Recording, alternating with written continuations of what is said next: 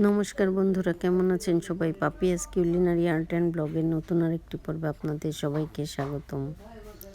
অনেক সকালে ঘুম থেকে উঠে একটু মাংস রান্না করে নিলাম, আর রুটিও বেলে রেখেছি, শুধু ভেজে নেব। আসলে আজকে একটু বাড়িতে যাব, এই জন্য সকাল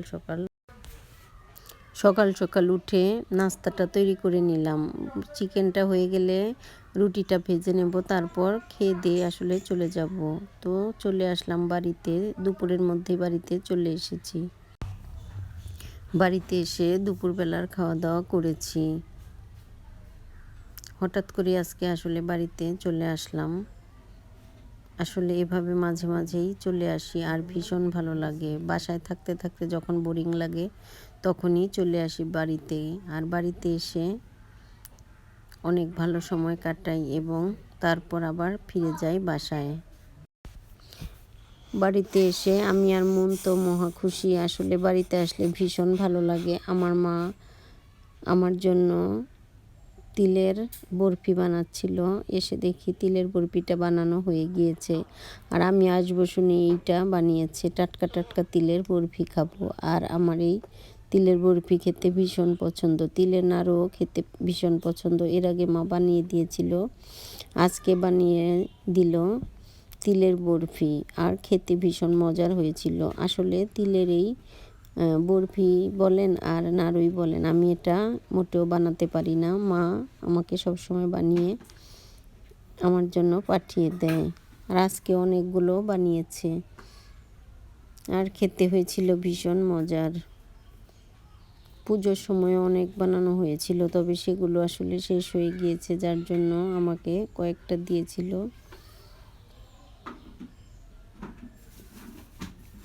অনেকগুলো আসলে দিতে পারেনি, এজন্য এখন আরও কতগুলো বানিয়ে আমাকে দিয়ে দিবে। এগুলো আমার জন্য বানিয়েছে।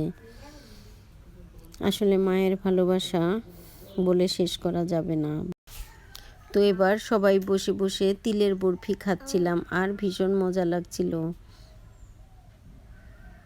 আর এই তিলের বরফিগুলো বানানোর পর একটু মুড়ির মধ্যে রেখে দিতে হয়, তাহলে বেশ শক্ত হয়, মটমটে হয়, আর তারপর খেতে হয়। আর আমরা বানানোর সাথে সাথেই আসলে খাওয়া শুরু করে দিয়েছি, অনেকগুলো খেয়েও নিয়েছি, আর বাকি এইগুলোই আছে, আর এগুলোই আমাকে আসলে দিয়ে দিবে। কে কে তিলের এই বরফি খেতে পছন্দ করেন অবশ্যই কমেন্ট করে জানাবেন। তো এবার রাতের বেলা কাছে অনেক শিউলি ফুল ফুটেছে। এর আগে আপনাদের সাথে শেয়ার করেছিলাম, অল্প কয়েকটা শিউলি ফুল মাত্র ফোটা শুরু করেছে, তবে এখন একদম প্রচুর ফুল ফুটে। দুইটা গাছই অনেক ছোট, তবে ছোট হলেও অনেক ফুল ফুটে। এই ফুল দিয়ে আমাদের বাড়িতে আসলে পূজা করা হয়, প্রতিদিন এই ফুল দিয়েই পূজা করা হয়। আর অন্যান্য জবা গাছ, তারপর আরও অনেক ফুল গাছ আছে, তবে শিউলি ফুলগুলো দেখতে যেমন ভালো লাগে, তেমনি এর ঘ্রাণ আসলে সারা বাড়ি ছড়িয়ে যায় আর মন কেড়ে নেয়। ভীষণ ভালো লাগে এই ফুলের স্মেলটা। তো আমি বাইরে এসেছি, বাইরে এসে দেখি অনেক ফুল ফুটেছে, আর এর স্মেল সারা বাড়ি ছড়িয়ে গিয়েছে। তো এই জন্য ভাবলাম যে আপনাদের সাথে একটু শেয়ার করি।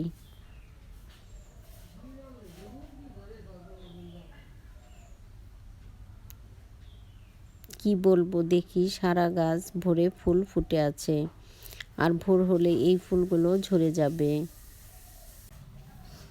এবার রাত প্রায় 4:30 মতো বাজে। আমরা ঘুম থেকে উঠেছি 2টোর সময়, আর আমার মায়ের একটু জ্বর এসেছে, আর মাকে ওষুধ খাওয়াতে হবে। মাকে মাথা ধুয়ে দিলাম, তারপর বাইরে এসেছি, দেখি সব ফুল আসলে গাছ থেকে অর্ধেকের বেশি ফুলই পড়ে গিয়েছে।